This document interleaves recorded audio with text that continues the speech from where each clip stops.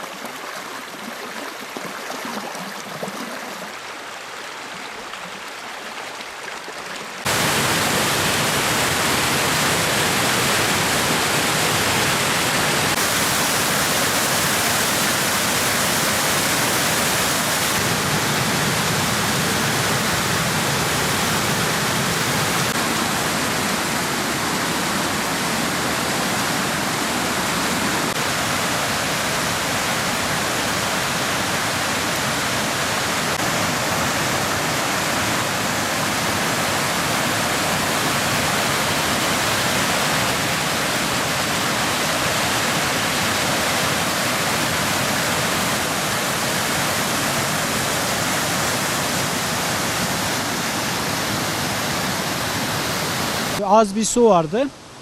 Şifalı suydu. Gelen giden oluyordu falan ama bu son olan depremden sonra bir çökme oldu. Bir patlama gibi bir çökme oldu. İşte dün de bir patlama gibi bir şeyle hani o kabuğu işte patladı. İşte su bu hale geldi işte. Yani biz de işin doğrusu biraz endişeliyiz. Yani bu su zehirli olduğunu söyleyenler oluyor. Zehirli gaz yayı olabileceğini söyleyenler oluyor. Yani büyük bir depremin habercisi olabilir gibisinden söylentiler var. Yani biz yetkililerden gelip araştırmalarını hani bu su zehirliyse bu sonuçta buradan Şiru Çayı'na karışıyor. Şiru Çayı'da gidip Karakaya Barajı, Fırat yani her tarafa eğer gerçekten öyle bir şey varsa sıkıntı büyük yani. Artçı sarsıntılar sürekli oluyor. Zaten dünkü artçı sarsıntılardan sonra bu hale geldi. Daha bu kadar çok değildi.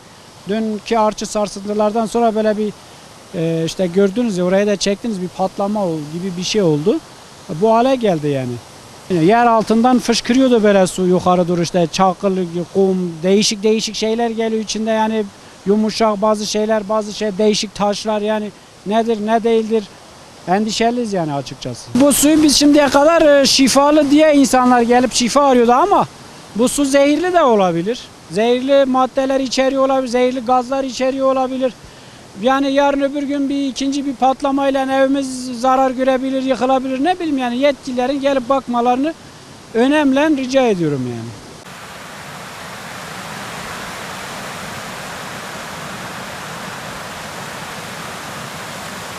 Evimizin suyun çıktığı yer, suyun aktığı yer de bura. Evimiz de oraya işte gördüğünüz gibi 20-30 metre var yok. Yani ne malum ki bu su şu an evin altına doğru da dolmuyor. İnşallah yetkililer sesimizi duyar ve buraya gelerek gerekli incelemeleri yaparlar. Bizim de içimiz biraz rahat eder yani.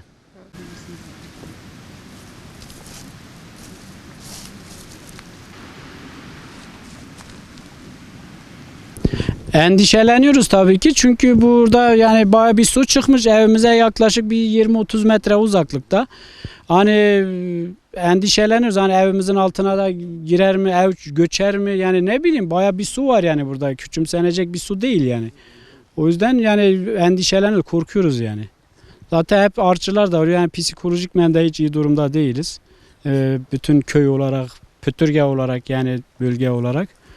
En son bundan bir yarım saat önce falan oldu artçı. Bu gece herhalde bir hissettiğimiz bir 10 tane oldu herhalde bu gece. Hissettik burada yani bayağı kuvvetli. Geliyor bu da yol bir yarım metre falan böyle geçip gidiyor orada bayağı bir şey diyor. Var ya.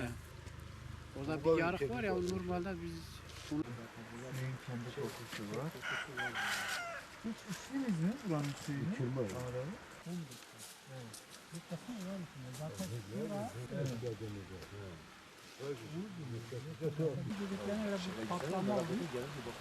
Anlattıklarına Tarih veremiyoruz ama Aydol katmanlar arasındaki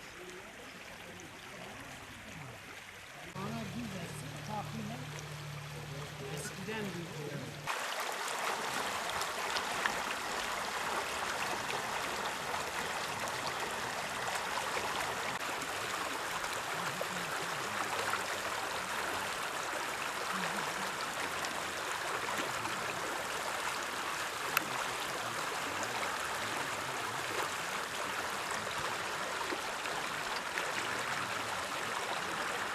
enteresan bir şey var bak bu.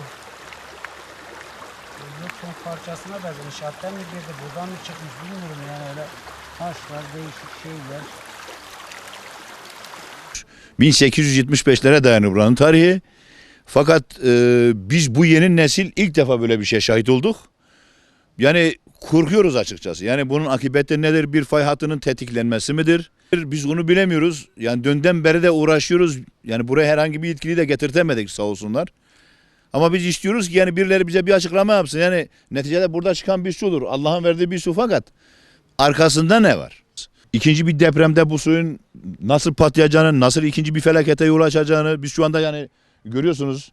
Ben 25 metre mesafede oturuyorum. Burası 20 metre mesafede oturuyor. Vallahi bu değişik gibi görünüyor ya. Bu normal değil yani bu su.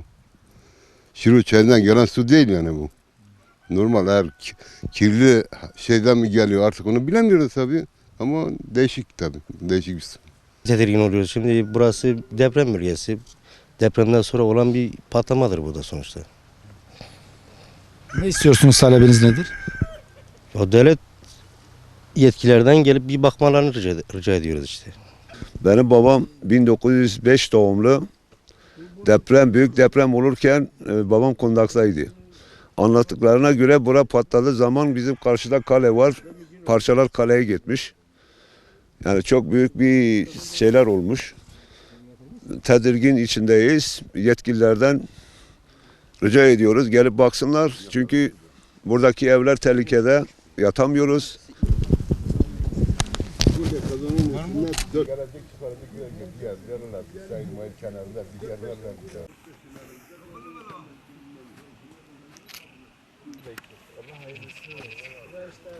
Öbür patlama da belki sana nasip olur.